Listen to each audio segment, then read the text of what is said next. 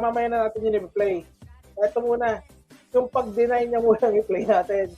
Yung pag-deny niya, na wala daw sinabi, may papatayin daw si Duterte, etc. etc. Ito, ang ebidensya natin. I-play muna natin to bago ang lahat. I-action na natin to. I-play natin yung isa. Hayaan na po natin ang taong bayan ang humusga. Kung mas nakakalakad ba ang mga anak natin na hindi nasasaktan, hindi nababastos ng mga drug addict nung panahon po ni dating Pangulong Duterte. Alam nyo, pag bumalik ang illegal na droga, babalik po ang korupsyon sa gobyerno, babalik po ang kriminalidad. Ang taong bayan na po ang humusga kung nakinabang ba ang Pilipino sa ginawa niyang... taong bayan, magsalita na kasi kayo, ha?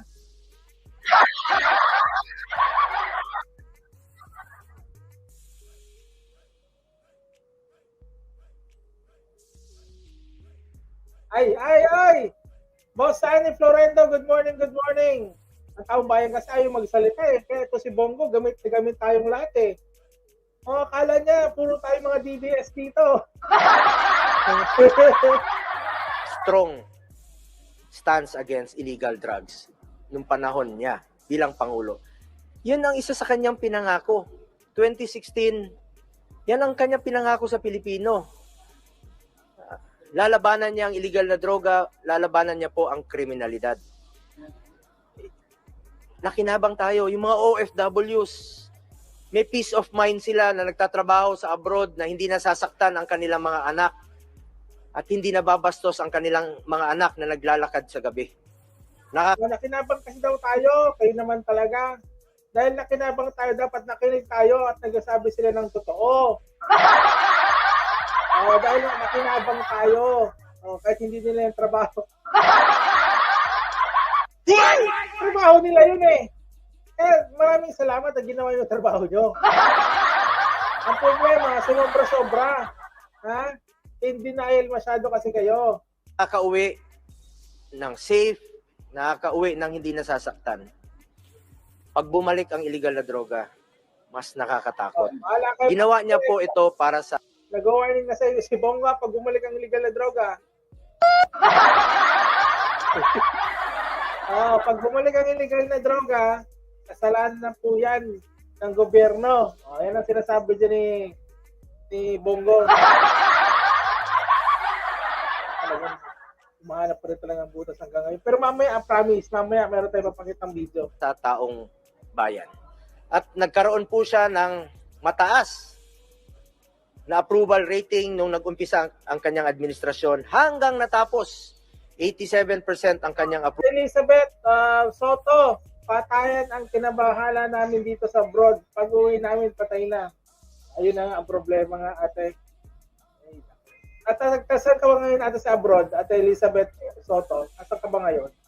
Approval rating dahil sa kanyang strong stance or strong position against illegal drugs. Kayo na pong humusga, mga kababayan ko. Jimmy, ayan ka na naman, bakit tama naman, addict ba? Walang ebidensya. Kayo nilabas ni Aaron Roque na ebidensya ha, Jimmy. Ingat-ingat ka sa sinasabi mo dyan. Yung ebidensya, AI generated ha. Doon nilabas nila, maharlo ka. Ingat. At dun sa ukol naman sa reward system, wala Ito, reward system, tandaan nyo ha. Wala daw ha. pong reward system.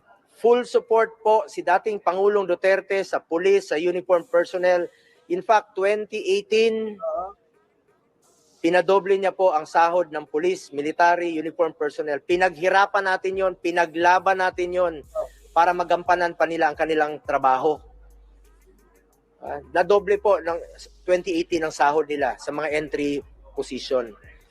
Full support po si dating Pangulong Duterte. Nung mayor siya, Full support. sinusuportahan Full support. niya po ang pulis dahil kulang talaga ang kanilang Full support pero wala daw sa reward. MOOE. Sinusuportahan niya. hanggang naging presidente siya, kahit sinong mayor, kahit sinong governor, sinusuportahan niya po ang kapulisan sa mga pangangailangan nila. Pag may nasasaktan, may namamatay, pinupuntahan niya, binibisita niya. Umiikot siya sa mga kampo. Pag may Sipag naman pala. Napagagaling naman pala dito. mga gera o may nasasaktan, nagbibigay ho siya ng tulong sa kanila, sa mga wounded in action, talk to troops. Binibigyan niya po ng tulong yan. Pumupunta siya sa pinakasulok ng Pilipinas, even sa hulong, para makipagpulong po sa mga tropa doon. Ibig sabihin, sinusuportahan niya po ang kapulisan, sinusuportahan niya po ang military at uniform personnel. Pero let me repeat, wala pong reward system. Wala pong reward system. O, sandali. Bigyan natin ng konting clip na wala daw reward system. Sige, punta tayo dito. Ano to? Ano to? Ano to? Consolidate po muna namin, ni Pangulo, yung mga listahan, yung mga reports po mula sa iba't ibang ahensya ng gobyerno, Report saan?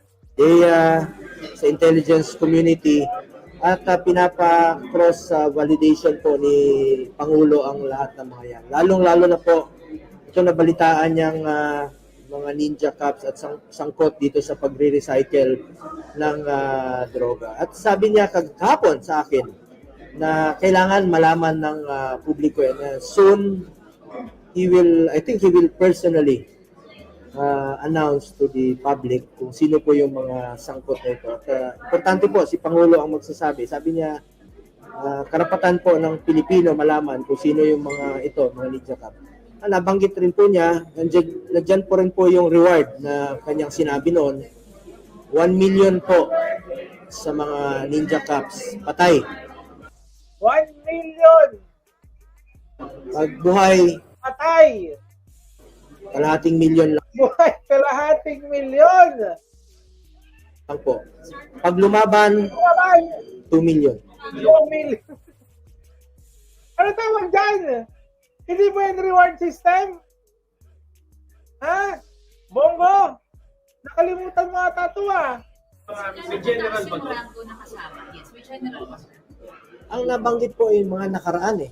Mga nakaraang ay kalahating milyon lang po. Yun po. Nandiyan po rin po yung reward na kanyang sinabi noon. Reward! May reward ha! May reward! 1 million po Yun! sa mga ninja cops. Patay. Pagbuhay, kalahating milyon lang po. Buhay kalahating milyon. Pag lumaban, 2 million. Pag lumaban 2 million! O, kung paano naman to, nakalimutan na to ng present Bongo nung nakalipas to. Na sinasabi nila ngayon. Masyado pong bait. Sinabi niya, walang reward system? Anong tawag doon? Baseless accusation. 500,000, 1 million, 2 million? Hindi pala yung reward system? Ano na tawag kaya doon? Kabuya? Ano kabuya? Reward? Yan po ito. At ako naman po, Ulo. senador na po ako. 2018. 2019 po ako naging senador. Dim resign na po ako October of 2018 nung tumakbo po ako bilang senador. At wala na po akong kinalaman sa day-to-day operation ng Huwag mo kayo pinagluloko. Lagi kang nakadikit kay Digong. Hanggang ngayon, lagi ka pa rin nasa tabi niyan. Diyos, lagi kang nakikipag-selfie. President. Pinakamahilig mag-selfie. Talo mo pa yung mga anak ni Digong sa pag-selfie kay Digong. Nahalata nyo ba? Kasi Bongo, ang may pinakamaraming selfie picture kasama ang dating Pangulong Duterte. Nahalata nyo ba? Comment down below kung nahalata nyo sa mga nanonood ng replay dyan ha. Nahalata nyo ba? Tani Florendo, ayun nga, nakalimutan niya ata yung sinabi niya noon. Patungkol nga doon sa reward system. 500,000, 1 million, 2 million. Hindi ba yung reward system? Ay, ate, thank you so much, ate Grace. Weekly na pa-super sticker. Maraming salamat. Thank you po ah. Ay, thank you ate, pang kape. Actually, speaking of kape, ay tubig. May tubig tayo. Water. Ay, galit nga si Mrs. eh. Puro daw ako soft drinks. Tubig niyo muna tayo. Nabawasan yung viewers natin, nasaktan kasi puro mga DDS yun. Alam niyo kung bakit ang baba ng views natin? Siguro namin yung algorithm natin, parang nasira kasi yung tawag yung notification. O yung ibang mga supporter natin yung notification, hindi daw sila nanonotify. Parang nagkaroon ng problema yung channel natin. Pero tuloy pa rin tayo sa pag-live at upload. Dahil syempre, hindi tayo titigil mabooking ang mga taong ito. Itong video na to, huling-huli si Bongo na nagsisinungaling patungkol sa reward system. Pag binanggit na naman yung reward system, i-play na naman natin yung video. Rodrigo Duterte. At hindi naman maiwasan, panahon ng pandemya, nandyan po ako sa tabi niya. At kahit nga ngayon, nandito ka pa rin sa tabi niya eh. tinututukan natin paano natin malampasan yung pandemya. At hindi ko naman po kinakaila sa inyo na malapit po ako sa kanya at parati ko siyang sinasamahan in my own personal capacity. Pero wala pong reward system na umiiral sa kanyang Nagsalita ulit. Another, wala daw for reward system. Pero ito, announce to the public kung sino po yung mga sangkot nito. At importante po, si Pangulo ang magsasabi. Sabi niya, karapatan po ng Pilipino malaman kung sino yung mga Ninja Cup. Nabanggit rin po niya, nandiyan po rin po yung reward na kanyang sinabi noon. reward! Galing sa bibig niya mismo, reward. 1 million po sa mga Ninja Cups. Patay. Pag buhay, kalahating milyon lang po. Pag lumaban, 2 million. Opisina. Suporta, sinusuportahan niya po ang kapulisan kung anong pwede niyang isuporta para magampanan po nila ang kanilang tungkulin. So, anong next move nyo ngayon? Anong next move? Kung kakailanganin po na kailanganin mag-imbestiga rin po rito, Mag-invest. Actually, gagawin na talaga nila ba ito na baka matuloy ang pag-iimbestiga nila tungkol nga doon sa EJK. Tapos, ang iimbestiga nila, mga sarili nila. Ano yun? Kasi siyempre, pabor na sa akin. Tawag nga ng iba, conflict of interest nga eh.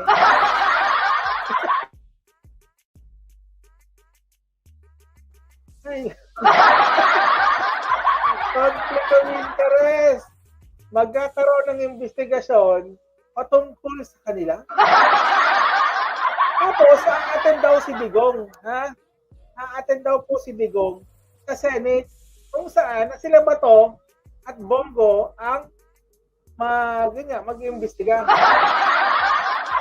Kasi siyempre, magiging bias na yan, automatic. So, dapat hindi sila Bongo at Bato ang maging tawag din yung parang magiging leader, yung magiging chairman. So, dapat unfair. Pag si Bato at si Bongo ang nandyan, dapat nandyan sila Rizal Tiberos, etc. Alangan si Robin pa. Isa din yun.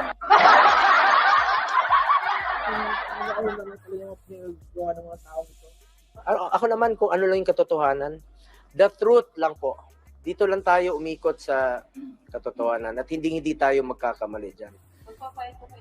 Kung kakailanganin po para magkaroon tayo ng parallel investigation dito sa Senado para malaman po natin ng katotohanan, I'm very much willing na mag-file din po ng resolution para magkaroon po ng investigation rin po dito sa Senado para malaman natin kung ano lang yung totoo.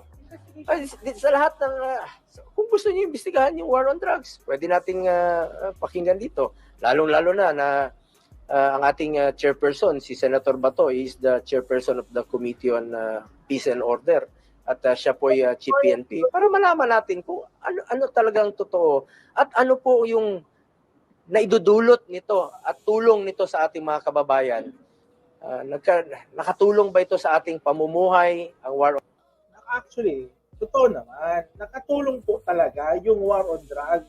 Yan talaga ang totoo dyan. Kaso nga, ang mali, maraming namatay.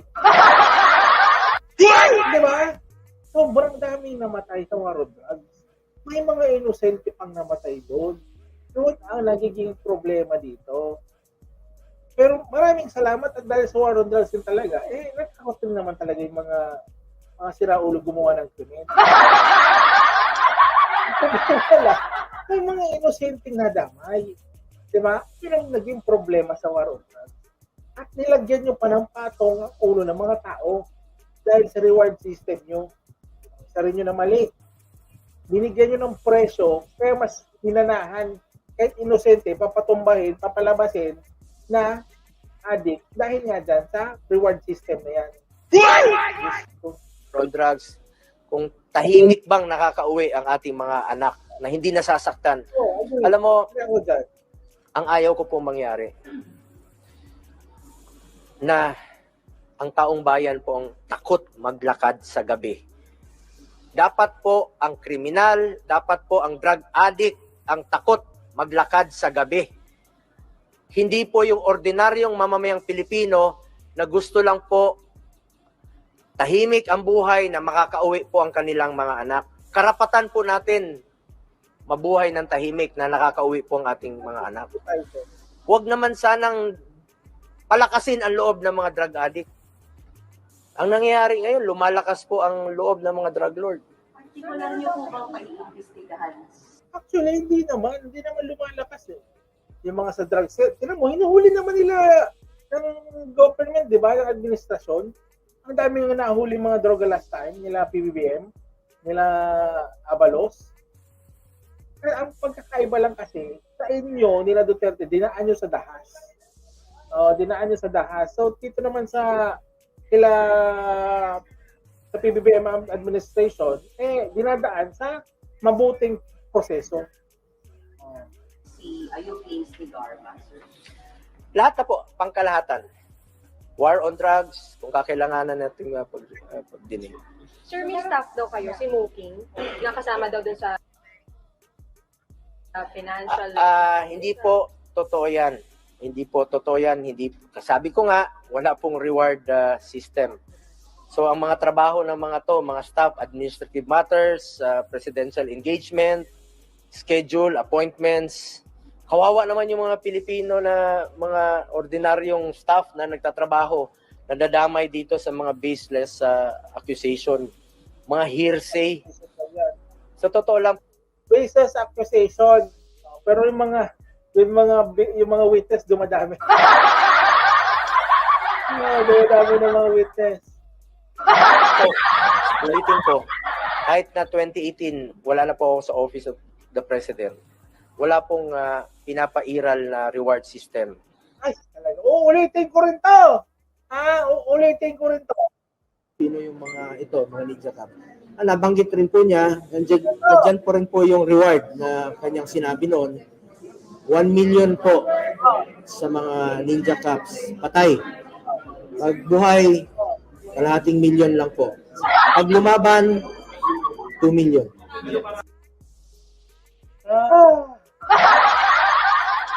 Ang hirap mo paniwalaan, Bongo! Ang hirap paniwalaan ni Bongo. Mayroon ebidensyang video na siya mismo ang nagsasabi na may reward na 500, 1 million, at 2 million.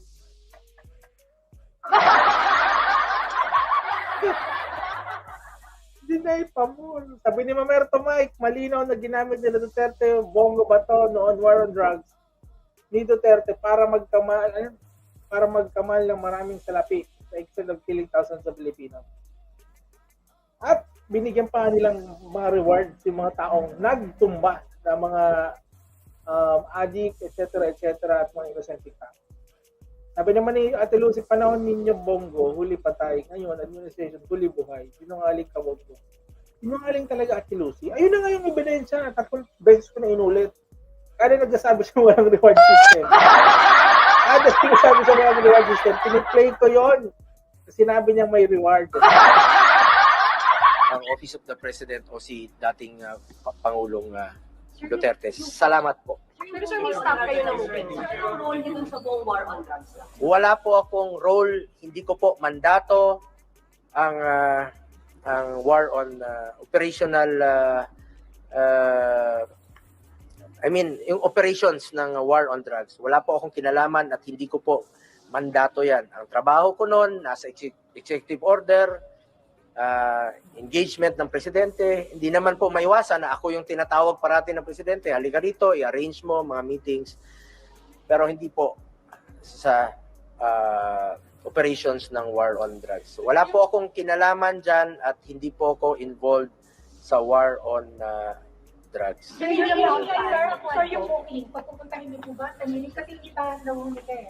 At staff na ako ba talaga yun? Noon po, staff po siya ng Office of the President. Kasi hindi na po ako staff ng Office of the President since 2018. So siya po yung nagtatrabaho po sa Office of the President. Pero ang importante rito, wala pong reward system. At kawawa naman yung tao na Bongo, tama na. Masyado ka na napapahiya.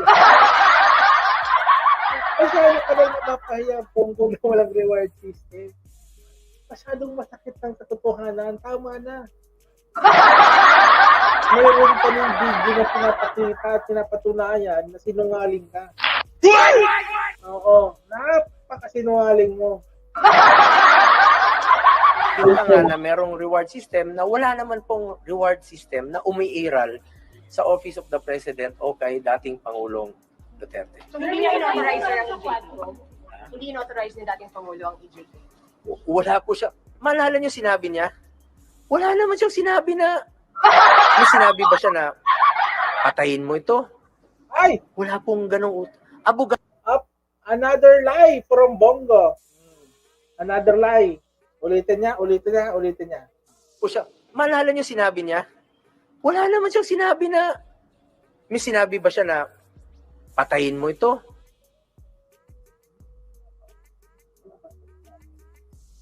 Anong tawag dito? Pakinggan nyo. Kayo yung ang salot ng kung ano, hindi maintindihan kung putang ina anong Ganito ha? Wala daw siya. Andyan si Bongo katabi ni Rodrigo Duterte ha? Andyan si Bongo katabi mismo ni Digong. Katabi mismo ha, magdi-deny kang walang sinabi ha.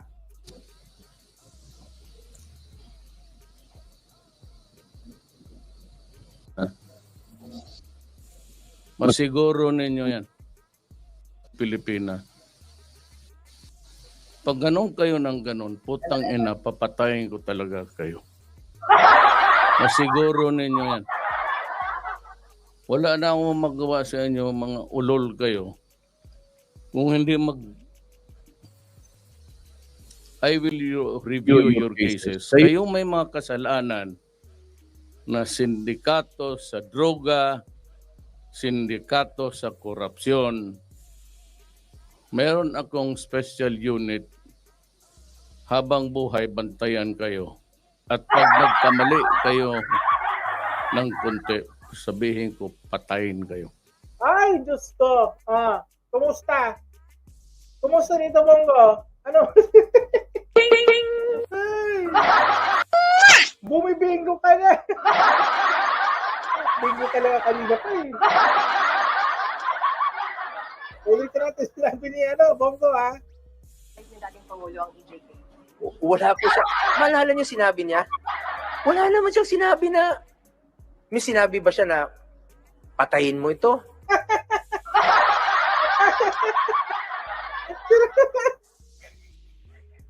Wala. Wala pong ganong abogado. Sinabi talaga si wala na sinabi. Dali, dali. Hindi ko na ito sinabi.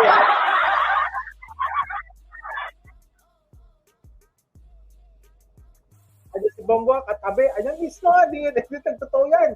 Katabi ni Bongo si Duterte habang sinabi niya to.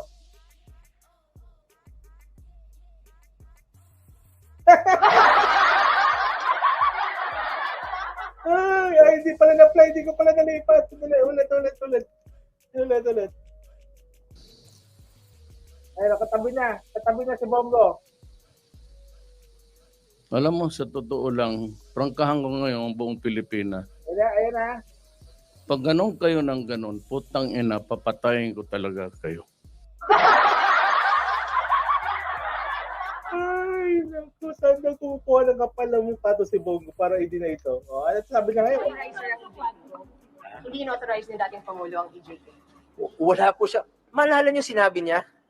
Wala naman siyang sinabi na, may sinabi ba siya na, patayin mo ito?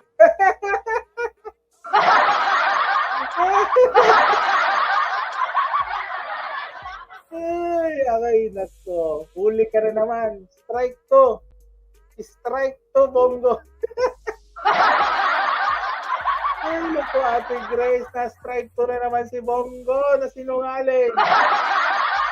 Ha? Ang strike 3 niya yung kay Moking.